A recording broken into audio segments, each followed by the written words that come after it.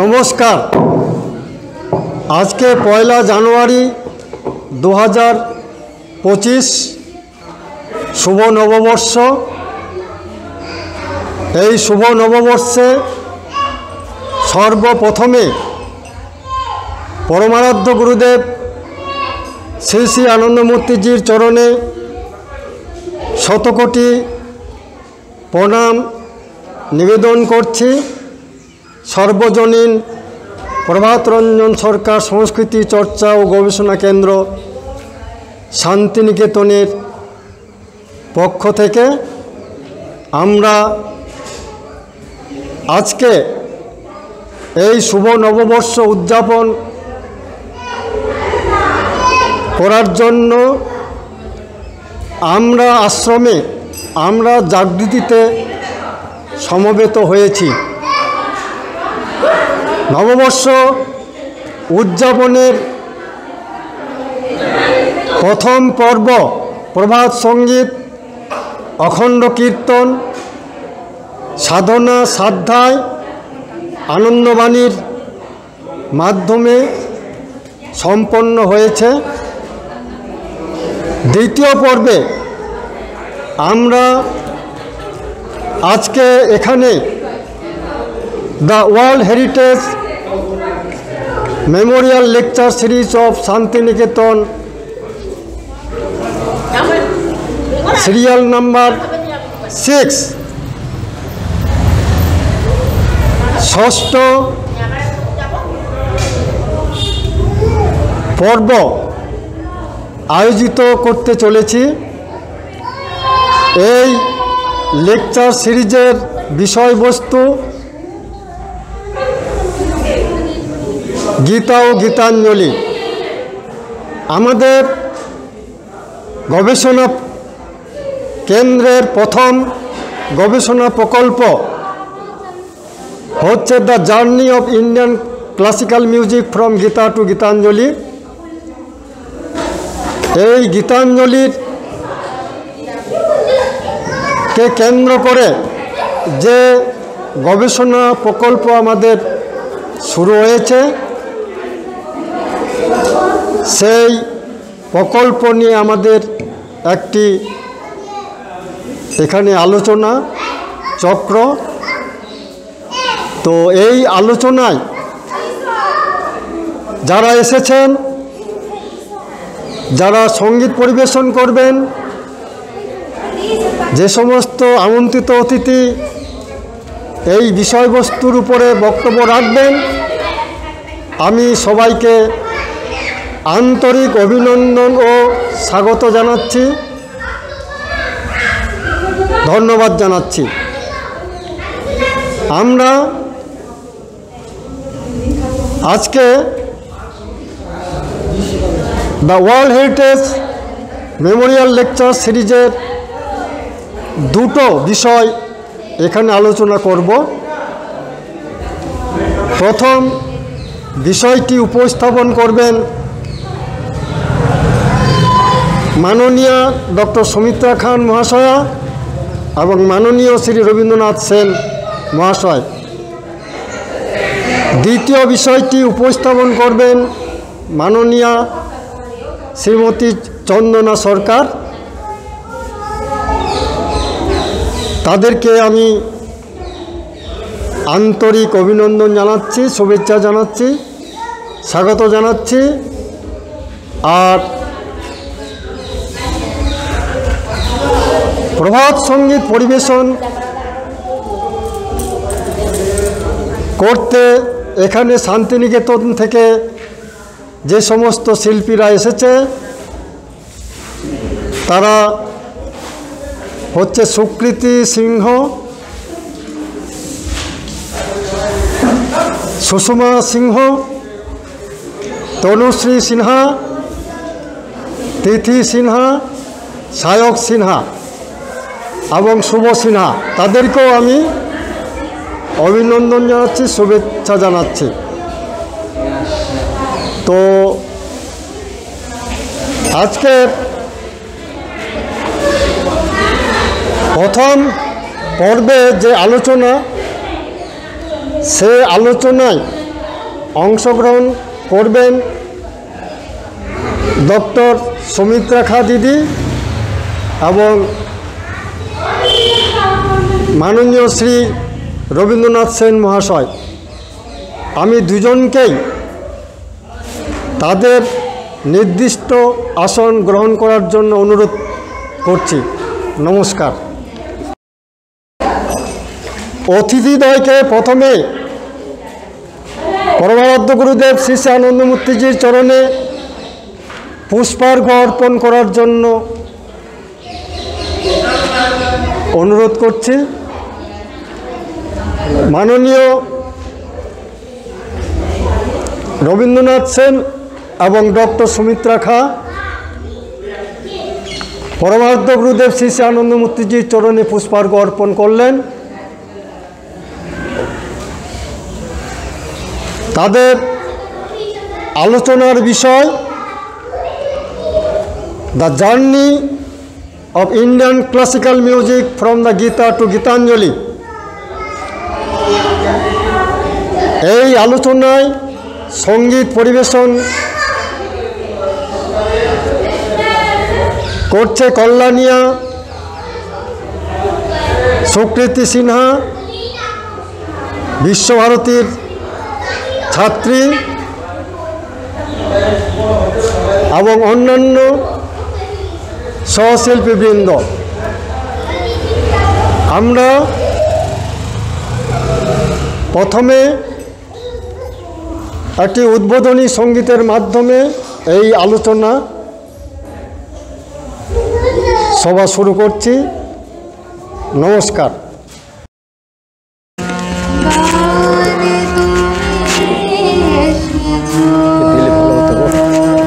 দিন দিন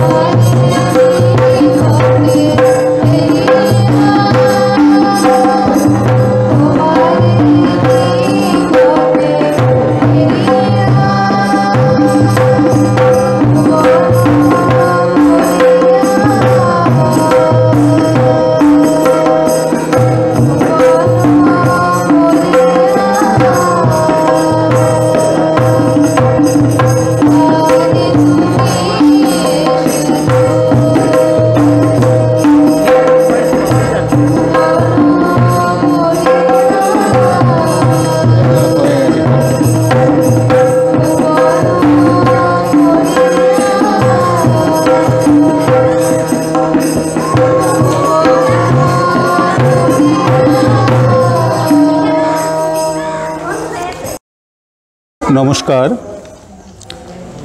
শুভ আন্তর্জাতিক নববর্ষ।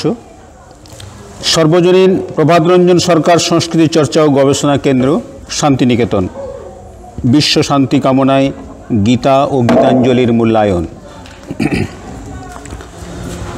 গত 17 সেপ্টেম্বর 2023 শান্তিনিকেতন বিশ্বের ঐতিহ্যময় উজ্জ্বল ক্ষেত্র হিসেবে ইউনেস্কো কর্তৃক ঘোষিত হয়েছে। একমাত্র চলমান জীবন্ত বিশ্ববিদ্যালয় হিসেবে বিশ্বভারতী এই বিরলতম সম্মানের অধিকারী হয়েছে। এজন্য ভারতবর্ষের প্রত্যেকেই গর্বিত ও সম্মানিত। এই সম্মান প্রাপ্তির একমাত্র অধিকারী শান্তিনিকেতন আশ্রম প্রতিষ্ঠাতা স্বয়ং বিশ্বকবি রবীন্দ্রনাথ ঠাকুর। তবে আমরা সবাই তার উত্তরাধিকারী। অত্যন্ত গৌরবের এই ঐতিহাসিক ঘটনাটিকে স্মরণীয় করে রাখার জন্য সর্বজনীন প্রভাতরঞ্জন সরকার সংস্কৃতি চর্চা ও গবেষণা কেন্দ্র শান্তিনিকেতনের উদ্যোগে বিশ্ব শান্তি কামনায় রবীন্দ্রনাথের গীতাঞ্জলি সঙ্গীত কাব্যটিকে কেন্দ্র করে একটি উন্মুক্ত গবেষণাধর্মী প্রকল্প গ্রহণ করা হয়েছে। প্রকল্পটি হচ্ছে the journey of Indian classical music from the Gita to Gitanjali for world peace, happiness, harmony, love and universal brotherhood. বিশ্ব শান্তি, সংহতি, বিশ্বপ্রেম ও বিশ্ব সৌভ্রাতৃত্ব প্রতিষ্ঠায় গীতা থেকে গীতাঞ্জলি ধ্রুপদী সঙ্গীতের অভিযান। মানব মনীষার চিন্তা জগতে রবীন্দ্রনাথ যে মহান ভাব সম্পদের সৃষ্টি করে গেছেন তা সামগ্রিকভাবে মানব সভ্যতার জন্য সর্বতোভাবে কল্যাণকর, কালজয়ী ও চিরকালীন। মানব সভ্যতার কল্যাণ ও শান্তির জন্য তার বিশ্ব মানবতাবাদী ভাব সম্পদ তথা ভাবনা চিন্তার কথা আরও গভীরভাবে মূল্যায়ন করার প্রয়োজনীয়তা বর্তমান পৃথিবীর যুদ্ধংদেহী পরিবেশে অত্যন্ত জরুরি হয়ে উঠেছে। আধুনিক বিশ্বের বিশ্বসঙ্গীতের ক্ষেত্রে মানব সভ্যতার সর্বকালের সর্বশ্রেষ্ঠ ভাব সম্পদ গীতাঞ্জলি। বিশ্বকবির এই মহান অমর কীর্তি গীতাঞ্জলিকে কেন্দ্র করে আরও গভীরভাবে মূল্যায়নের অনেক অবকাশও রয়েছে। বিশ্বের একমাত্র চলমান জীবন্ত ঐতিহ্য ক্ষেত্ররূপে আলোকিত হওয়ার সুবাদে বর্তমানে সারা পৃথিবীর মানুষের দৃষ্টি আবার রবীন্দ্রনাথ ও শান্তিনিকেতন কেন্দ্রিক হয়েছে। এজন্য শান্তিনিকেতন ও বিশ্বভারতীর কাছে এটা একটা সুবর্ণ সুযোগ ও গুরুদায়িত্ব এসে হাজির হয়েছে। বর্তমান সভ্যতার সংকটের পরিপ্রেক্ষিতে বিশ্বের মানুষকে কিভাবে শান্তিনিকেতন কিংবা বিশ্বভারতী রবীন্দ্রনাথের নির্দেশিত পথে বিশ্ব শান্তির জন্য বিশ্বের মানুষকে নির্দেশনা দিতে পারে, এটা বিশ্বের সমগ্র শান্তিকামী মানুষ ও রবীন্দ্র অনুরাগীদের একটি পবিত্র কর্তব্য ও দায়িত্ব। এজন্য আমাদেরকে সমবেতভাবে ও সামগ্রিকভাবে রবীন্দ্রনাথকে এবং রবীন্দ্রনাথের ভাব সম্পদকে যথাযথভাবে বিচার বিশ্লেষণ ও মূল্যায়নের মাধ্যমে সেই নির্দেশনার অনুসন্ধান করতে হবে। তাই এই আলোচনায় সারা পৃথিবীর শান্তিকামী মানুষের দৃষ্টি আকর্ষণ করা বর্তমানে খুবই জরুরি। প্রথম বিশ্বযুদ্ধের প্রাক্কালে পৃথিবীর মানুষ গীতাঞ্জলির মধ্যে সেই শান্তির বার্তা খুঁজে পেয়েছিল। এই মহান উদ্দেশ্যেই রবীন্দ্রনাথের গীতাঞ্জলি সঙ্গীত কাব্যকে কেন্দ্র করে উপরিউক্ত উন্মুক্ত গবেষণামূলক প্রকল্প গ্রহণ করা হয়েছে। এই শুভ উদ্যোগকে সাফল্য ও কার্যকর করার জন্য আমরা সমগ্র বিশ্বের শান্তিকামী মানুষের সারস্বত সমাজকে সাদর আমন্ত্রণ, আহ্বান ও স্বাগত জানাচ্ছি। গীতাঞ্জলি কাব্য হলেও প্রধানত সঙ্গীত, এজন্য এটি একটি অনন্য সঙ্গীত কাব্য। এই সঙ্গীত কাব্যই 1913 সালে জগৎ সভার শ্রেষ্ঠ আসনে ভূষিত হয়ে বাংলা, ভারতবর্ষ তথা সমগ্র এশিয়াকে সর্বপ্রথম আলোকিত করেছিল। বিশ্ব মানবের শান্তি কামনায় বিশ্ববিধাতার চরণে যে সঙ্গীতগুলি চয়ন করে রবীন্দ্রনাথ উৎসর্গ করেছিলেন সেই সংকলনই হচ্ছে গীতাঞ্জলি। এই গীতাঞ্জলি সঙ্গীত কাব্যের নোবেল প্রাপ্তির মাধ্যমে বস্তুত বাংলার সঙ্গীত তথা বিশ্ব সঙ্গীত জগতই বিশ্বসভায় শ্রেষ্ঠত্ব অর্জন করেছে। মানব জাতির সমগ্র জ্ঞান ভাণ্ডারের মধ্যে সঙ্গীত বিদ্যার শ্রেষ্ঠত্বের স্বীকৃতি ভারতবর্ষের সমাজ, সভ্যতা ও সংস্কৃতিতে শরণাতীত কাল থেকে প্রতিষ্ঠিত। বিংশ শতাব্দীতে গীতাঞ্জলির আত্মপ্রকাশ সঙ্গীত বিদ্যার সেই ধারা প্রবাহকে গভীরভাবে আরও মূল্যবহ, বেগবান ও গতিশীল করে তুলেছে।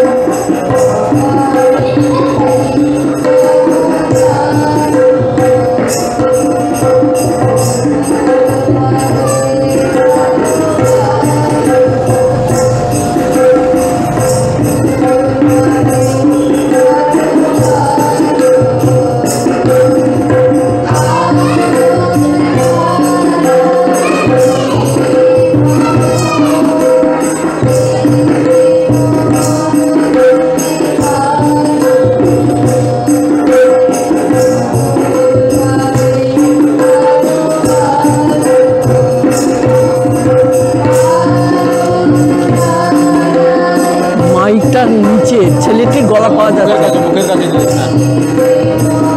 ছেলেটির গলা পাওয়া যাচ্ছে না।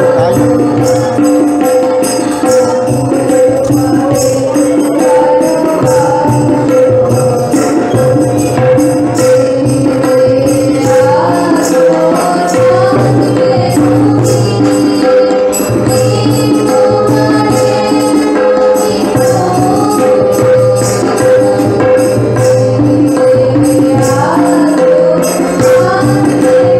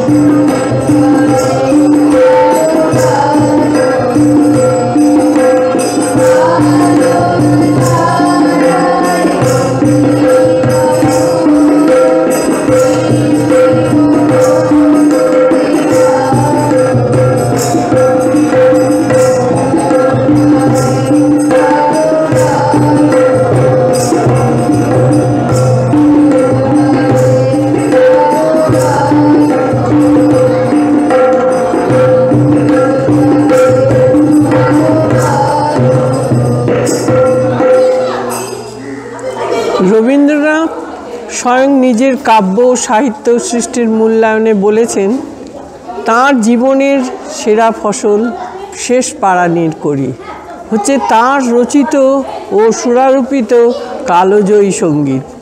গীতাঞ্জলি সারা বিশ্বের সঙ্গীত জগতে সর্বকালীন সর্বশ্রেষ্ঠ সঙ্গীত কাব্যগ্রন্থ। সমগ্র মানব সভ্যতার সার্বিক কল্যাণে প্রাচ্য সভ্যতা ও সংস্কৃতির পক্ষ থেকে আধুনিক বিশ্বের জন্য বিংশ শতাব্দীর সর্বশ্রেষ্ঠ উপহার গীতাঞ্জলি। নোবেল প্রাপ্তির পর গীতাঞ্জলি পৃথিবীর প্রায় সব ভাষাতেই অনুদিত হয়ে গীতাঞ্জলির বাণী, ভাবাদর্শ ও বার্তাকে সারা বিশ্ব বরণ করে নিয়েছে এবং বিশ্বের সারস্বত সমাজ এর যথাযথ মূল্যায়ন ও পর্যালোচনা করে খুবই আশান্বিত ও আশ্বস্ত হয়েছিলেন। কারণ বিংশ শতাব্দীর প্রথমার্ধে পরপর দুটি বিধ্বংসী বিশ্বযুদ্ধের আবহে সারা পৃথিবীর মানুষ শান্তির জন্য ছিলেন লালায়িত। অগ্নিগর্ভ ও বিধ্বস্ত পৃথিবীর শান্তিকামী মানুষ শান্তির সন্ধানে ছিলেন।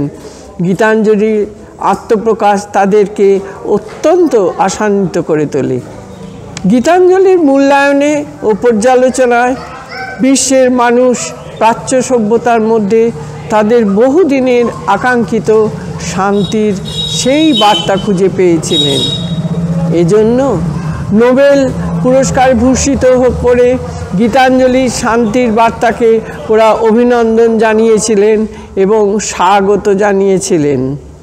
একবিংশ শতাব্দীতে এসে পৃথিবীর মানুষ আবার ভয়ঙ্কর রণদামামা শুনতে পাচ্ছে।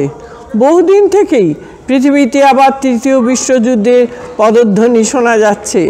পৃথিবীব্যাপী পারমাণবিক যুদ্ধাস্ত্র নির্মাণের যে প্রতিযোগিতা ও ব্যবসা যেভাবে বেড়েই চলেছে তা শান্তিকামী মানুষের কাছে যথেষ্ট আশঙ্কার কারণ।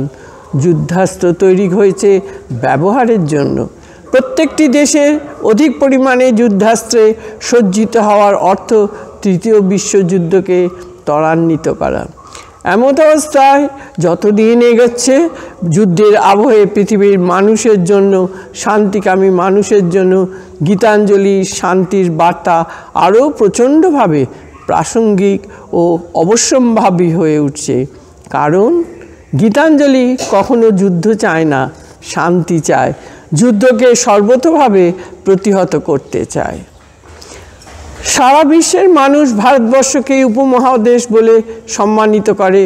স্মরণাতীত কাল থেকে সারা বিশ্বের মানুষ ভারতবর্ষের প্রতি তীব্র আকর্ষণ অনুভব করে এসেছে।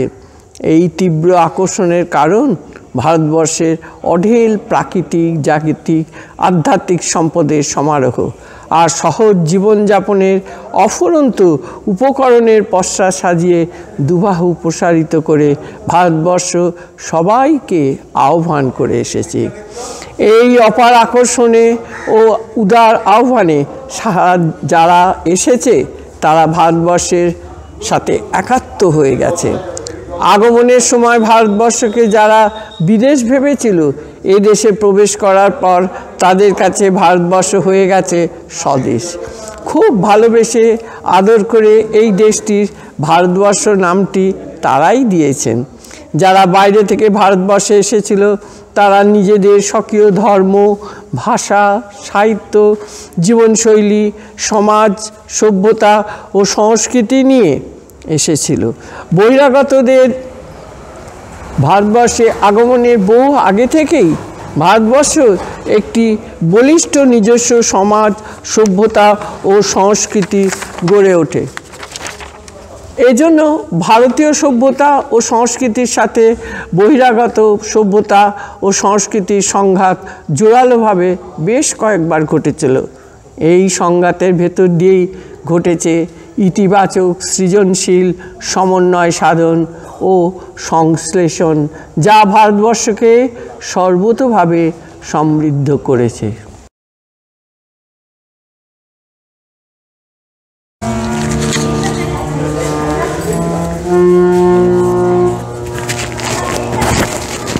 तुम्हारे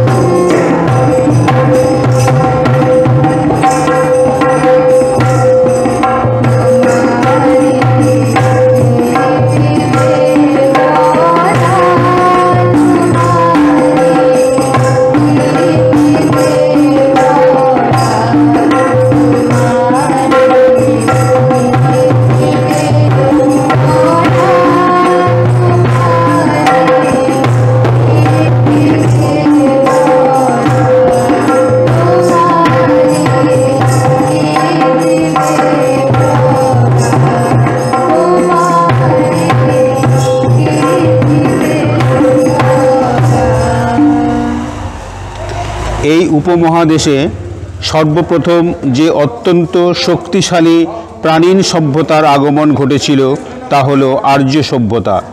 আর্য সভ্যতার সাথে ভারতীয় তান্ত্রিক সভ্যতার সংগ্রাম সংঘর্ষ ও সংঘাত দীর্ঘকালীন। আর্য ও অনার্য সভ্যতার সংঘর্ষ ও সংঘাত যখন চরম পর্যায়ে শুরু হয়েছিল, সেই সময়ে একজন ঐতিহাসিক মহান যুগপুরুষের আবির্ভাব ঘটেছিল ভারতবর্ষে। তাঁর আবির্ভাবের সময়কাল ৭,০০০ বছর আগে, যখন গাঙ্গেয় সভ্যতা পার্বত্য স্তরে বিরাজমান ছিল। এই ঐতিহাসিক যুগপুরুষ ছিলেন নটরাজ সদাশিব। তার নেতৃত্বেই আর্য অনার্য সভ্যতার মধ্যে সমন্বয় সাধন ঘটে এবং তিনি একটি উন্নত মিশ্র সভ্যতার গোড়াপত্তনের ঐতিহাসিক দায়িত্ব পালন করেন। বিবর্তনের পথে গাঙ্গেয় সভ্যতা পার্বত্য স্তর থেকে এগোতে এগোতে যখন ৩,০০০ বছর পর সমভূমি স্তরে পৌঁছায়, তখন সারা ভারতবর্ষ জুড়ে সমাজে নেমে আসে অবক্ষয়, অশান্তি এবং ঘটে চরমতম সামাজিক ও রাষ্ট্রনৈতিক অধঃপতন।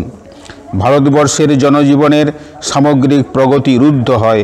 মানুষ নিপীড়নকারী, অত্যাচারী, দাম্ভিক রাজন্যবর্গের উত্থান ঘটে। ভারতবর্ষ ক্ষুদ্র ক্ষুদ্র ছোট ছোট রাষ্ট্রে বিভক্ত হয়ে পড়ে। নীতিহীন কপটাচারী রাজন্যবর্গ নিজেদের মধ্যে সদা যুদ্ধে লিপ্ত হয়।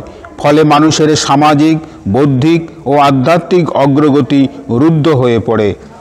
ঐতিহাসিক প্রভাতরঞ্জন সরকার বলছেন, আর্য অনার্য সংঘাত ও সদাশিবের আবির্ভাবের ৩৫০০ বছর পরে এরূপ পরিস্থিতির উদ্ভব ঘটেছিল ভারতবর্ষে। সমাজবিজ্ঞানের ভাষায় ওই সময়কালটাকে বলা হয় ক্ষত্রিয় যুগ, যখন সর্বত্র যুদ্ধংদেহী মনোভাব বিরাজমান ছিল।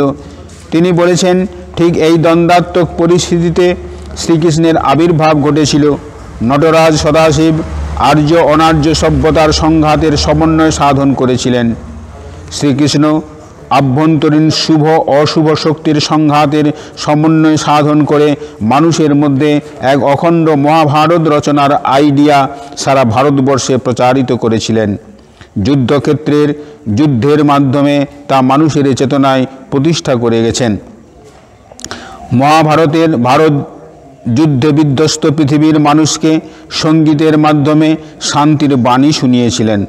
ভারতীয় সমাজ ও সভ্যতার প্রাণপুরুষ শ্রীকৃষ্ণ মহাভারতের সেই যুদ্ধে শ্রীকৃষ্ণ নিজে অস্ত্র ধারণ না করে অস্ত্রের বিরুদ্ধে সঙ্গীতই ধারণ করেছিলেন।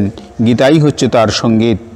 এই জন্য দার্শনিক ও ঐতিহাসিক শ্রী প্রভাতরঞ্জন সরকার শ্রীকৃষ্ণকে আদর্শ গীতিকার ও সুরস্রষ্টা হিসেবে চিহ্নিত করেছেন। সুরকার ও গীতিকার শ্রীকৃষ্ণের রচিত ও সুরারোপিত কালজয়ী সঙ্গীত গীতা এখনও ভারতীয় সমাজ ও সভ্যতাকে শাসন করে চলেছে। এজন্য শ্রীকৃষ্ণের সামগ্রিক কৃতিত্বের নিরিখে মূল্যায়নে সঙ্গতভাবেই বলা যায়, তাঁর রচিত গীতাই ছিল তার শেষ পারানির কড়ি। গীতা ও গীতাঞ্জলি দুটি রচনাই বিধ্বংসী যুদ্ধের আবহে মানব কল্যাণের জন্যই রচিত, গীত ও পরিবেশিত। তাই পৃথিবীর সঙ্গীতের ইতিহাসে গীতা ও গীতাঞ্জলি সর্বকালের সর্বশ্রেষ্ঠ সঙ্গীত গ্রন্থ হিসেবে পূজিত, স্বীকৃত ও সমাদৃত। গীতা রচনার প্রেক্ষাপটে দেখা যায়, সারা ভারতবর্ষকে নিয়ে একটি মহান ভারতবর্ষ রচনার পরিকল্পনা করেছিলেন শ্রীকৃষ্ণ। তার সময়ে ভারতবর্ষ ছিল ক্ষুদ্র ক্ষুদ্র রাষ্ট্রে বহুধা বিভক্ত। পরস্পরের বিরুদ্ধে সতত যুযুধান তৎকালীন ভারতীয় রাজন্যবর্গের মধ্যে তিনি এক মহান মহাভারত রচনার এক মহান ভাবনা ও ধারণা প্রচার করেছিলেন। বস্তুত তিনিই সমগ্র ভারতবর্ষের সমাজ, সভ্যতা ও সংস্কৃতির কেন্দ্রবিন্দুতে অবস্থান করে রয়েছেন। তাকে কেন্দ্র করেই বেদ, উপনিষদ, গীতা, ভাগবত, পুরাণ, শাস্ত্র, সাহিত্য, বিজ্ঞান, কলা, শিল্প প্রভৃতি বহুধা পল্লবিত সমগ্র জ্ঞান রাজ্য গড়ে উঠেছে। জীবন ও জগৎ সম্পর্কে তার সমগ্র বক্তব্য তিনি গীতায় প্রকাশ করেছেন। গীতা কাব্য হলেও প্রধানত সঙ্গীত কাব্য। তিনি তার বক্তব্য, উপদেশ, নির্দেশ ও ব্যাখ্যা সঙ্গীতের মাধ্যমে প্রকাশ করেছিলেন। তার রচিত ও সুরারোপিত গীতা ভারতীয় ধ্রুপদী সঙ্গীতের উজ্জ্বলতম উদাহরণ। তার বংশীধ্বনির লহরী উচ্চাঙ্গ সঙ্গীতের সীমানা ছাড়িয়ে কালাতীত, পাত্রাতীত ও ভাবাতীত সত্তায় উৎকর্ষের চরম বিন্দুতে আরোহণ করেছে।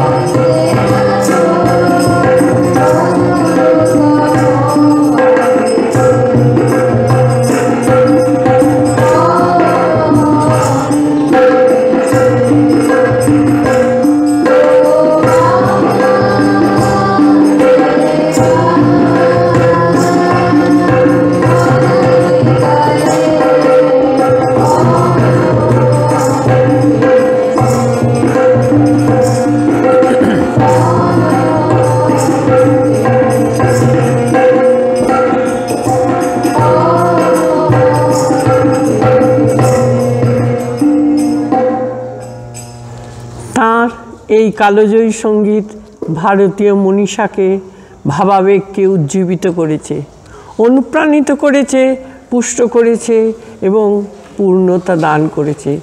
তাকে কেন্দ্র করেই ধ্রুপদী সঙ্গীতের চর্চার বিকাশ, উৎকর্ষ ও বিস্তার ঘটেছে, যা সারা পৃথিবীব্যাপী ছড়িয়ে পড়েছে।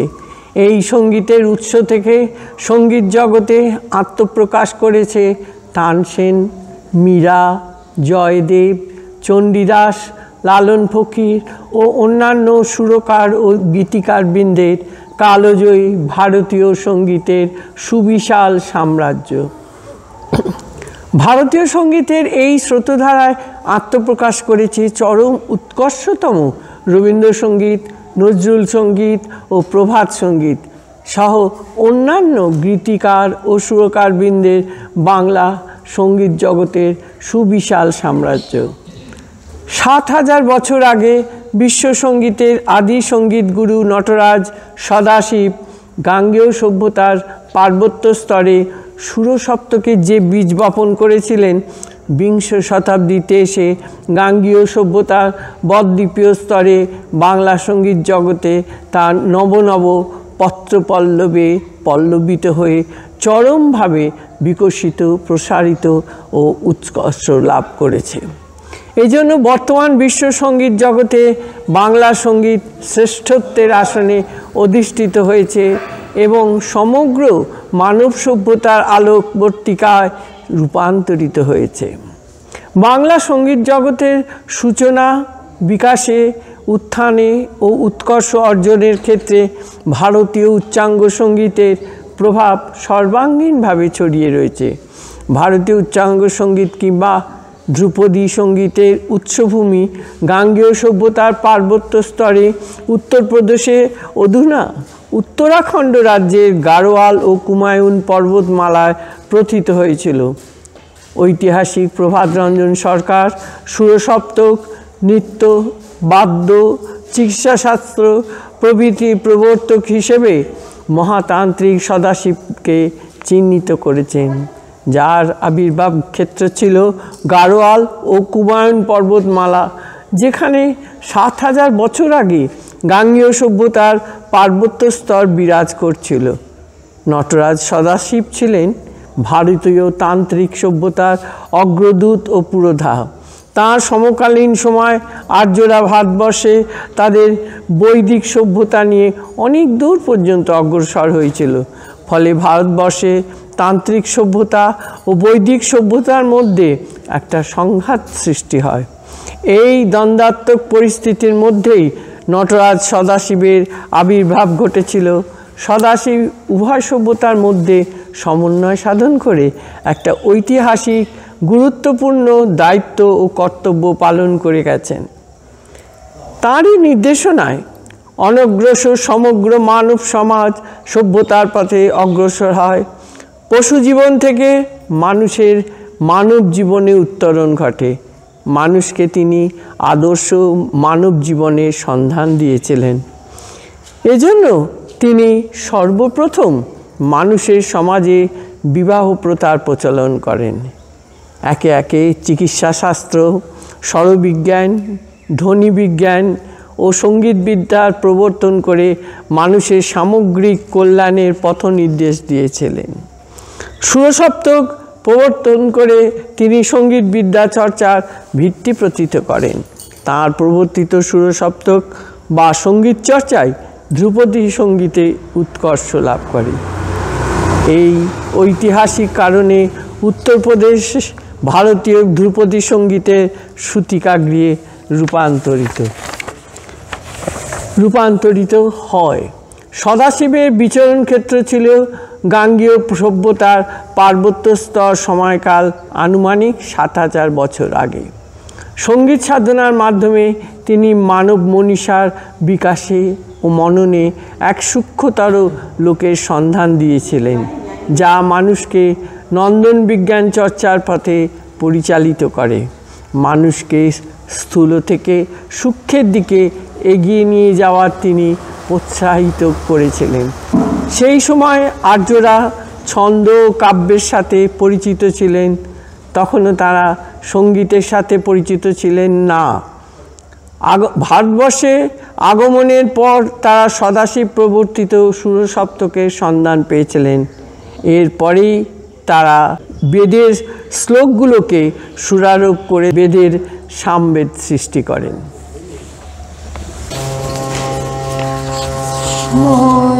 I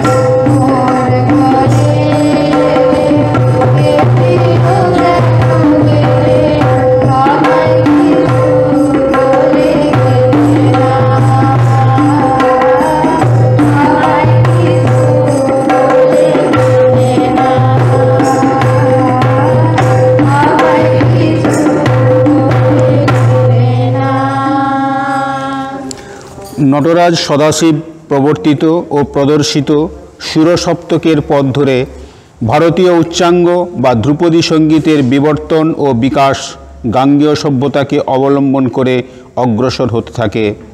গাঙ্গেয় সভ্যতার সমভূমি স্তরে গীতিকার ও সুরকার শ্রীকৃষ্ণের গীতা প্রণয়ন ও বংশীধ্বনির মাধ্যমে সেই ধ্রুপদী সঙ্গীত উৎকর্ষের চরমতম শীর্ষে আরোহণ করে।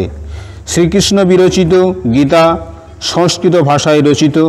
ভাষাবিজ্ঞানের নিয়ম অনুযায়ী কোনো ভাষা একটি নির্দিষ্ট সময়কাল পর্যন্ত বেঁচে থাকে। ভাষার বিবর্তনের পথে সংস্কৃত ভাষা থেকে বহু ভাষার উৎপত্তি ঘটেছে। এর মধ্যে অন্যতম বাংলা ভাষা। এই বাংলা ভাষাতেই গীতাঞ্জলির আত্মপ্রকাশ। গীতার আত্মপ্রকাশ ঘটেছিল ৩৫০০ বছর আগে গাঙ্গেয় সভ্যতার সমভূমি স্তরে, আর গীতাঞ্জলির আত্মপ্রকাশ ঘটেছে বিংশ শতাব্দীতে গাঙ্গেয় সভ্যতার বদ্বীপীয় স্তরে। এই ৩৫০০ বছরের ব্যবধানে গীতা ও গীতাঞ্জলি যুদ্ধের আবহে সমগ্র মানবজাতির সার্বিক কল্যাণের জন্য সঙ্গীত কাব্য হিসেবে আত্মপ্রকাশ করেছে। গীতার স্বপ্ন ছিল মহাভারত রচনা, গীতাঞ্জলির স্বপ্ন মহাবিশ্ব রচনা। শ্রীকৃষ্ণ গীতার মাধ্যমে মহাভারত রচনার আহ্বান করেছিলেন। রবীন্দ্রনাথ গীতাঞ্জলির মাধ্যমে বিশ্ব ভ্রাতৃত্ববোধের আহ্বান করে মহাবিশ্ব রচনার কথা বলেছেন। শ্রীকৃষ্ণ ও রবীন্দ্রনাথ দুজনেই সঙ্গীতকে অস্ত্রের বিরুদ্ধে কিংবা যুদ্ধের বিরুদ্ধে অস্ত্র হিসাবে ধারণ করেছিলেন। যুদ্ধকে প্রতিহত করার ক্ষেত্রে সঙ্গীত সম্পর্কে শ্রীকৃষ্ণ ও রবীন্দ্রনাথের কথাই গভীরভাবে উপলব্ধি করেছিলেন দূরদৃষ্টি সম্পন্ন বিংশ ও একবিংশ শতাব্দীর অত্যন্ত জনপ্রিয় কবি জয় গোস্বামী, যিনি দ্ব্যর্থহীন ভাষায় দৃঢ় প্রত্যয়ের সাথে বজ্র নির্ঘোষে উচ্চারণ করেছেন অস্ত্রের বিরুদ্ধে গান। অস্ত্র ফেলো, অস্ত্র রাখো গানের দুটি পায়ে। তার স্পষ্ট বক্তব্য, একমাত্র সঙ্গীতের মধ্যে যে অসীম শক্তি ও সম্ভাবনা নিহিত রয়েছে, সেই অসীম শক্তিই পারবে পৃথিবীতে বিশ্ব শান্তি নিয়ে আসতে। মানুষের কাছে সঙ্গীত ব্যতি রেখে যুদ্ধকে প্রতিহত করার মতো আর কোনো বিকল্প হাতিয়ার নেই। যুদ্ধের বিরুদ্ধে সঙ্গীতই একমাত্র ব্রহ্মাস্ত্র। যুদ্ধ পৃথিবীর মানুষের জন্য অবাঞ্ছিত বস্তু। তা সমগ্র মানব সভ্যতার সামগ্রিক অগ্রগতির পথে প্রতিবন্ধক। সমগ্র মানব জাতিকে বাঁচাতে গেলে তাই যুদ্ধ প্রতিহত করতেই হবে। আজকের সারা পৃথিবীর প্রগতিশীল মানুষ সারা বিশ্ব একটি শান্তিপূর্ণ মহাবিশ্ব রচনার স্বপ্ন দেখতে আরম্ভ করেছেন।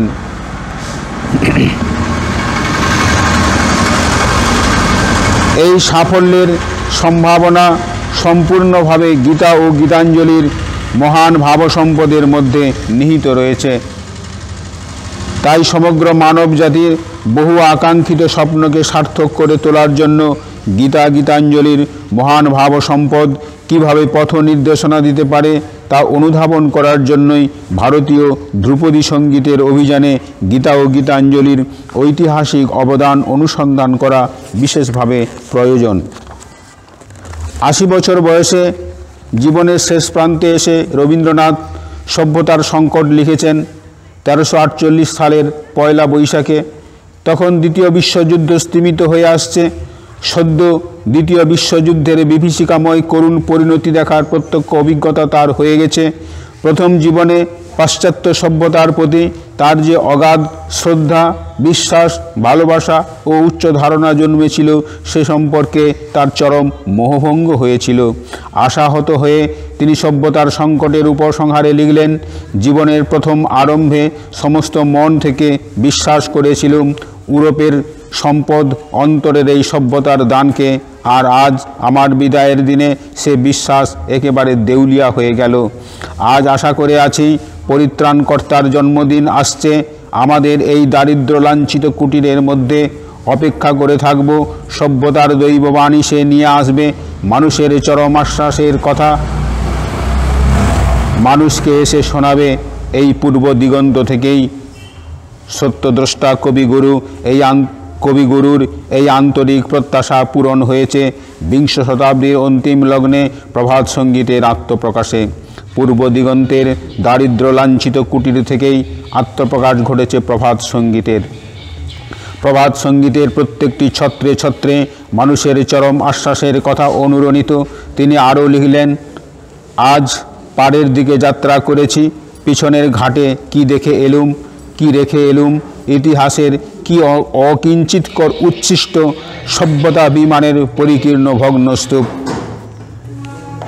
পাশ্চাত্য সভ্যতার উপর তার আর কোনো ভরসাই রইল না। বিশ্বের আগামী দিনের উজ্জ্বল ভবিষ্যৎ সে সম্পূর্ণরূপে প্রাচ্য সভ্যতার উপর নির্ভরশীল হবে, সে বিষয়ে তিনি নিশ্চিত হয়ে লিখছেন। মানুষের প্রতি বিশ্বাস হারানো পাপ, সে বিশ্বাস শেষ পর্যন্ত রক্ষা করব। আশা করব মহাপ্রলয়ের পরে বৈরাগ্যের মেঘমুক্ত আকাশে ইতিহাসের একটি নির্মল আত্মপ্রকাশ হয়তো আরম্ভ হবে এই পূর্বাচলের সূর্যোদয়ের দিগন্ত থেকে। আর একদিন অপরাজিত মানুষ নিজের জয়যাত্রার অভিযানে সকল বাধা অতিক্রম করে অগ্রসর হবে তার মহৎ মর্যাদা ফিরে পাবার পথে। মনুষ্যত্বের অন্তহীন প্রতিকারহীন পরাভবকে চরম বলে বিশ্বাস করাকে আমি অপরাধ মনে করি। এই কথা আজ বলে যাব। প্রবল প্রতাপশালীর ক্ষমতা, মদমত্ততা, আত্মম্ভরিতা যে নিরাপদ নয় তারই প্রমাণ হবার দিন আর সম্মুখে উপস্থিত হয়েছে। নিশ্চিত এই সত্য প্রমাণিত হবে যে অধর্মিণীধ্যতে তাবৎ তত ভদ্রাণি পশ্যতি তত শপথনান জয়তি সমূল্যন্তু বিনশ্যতি।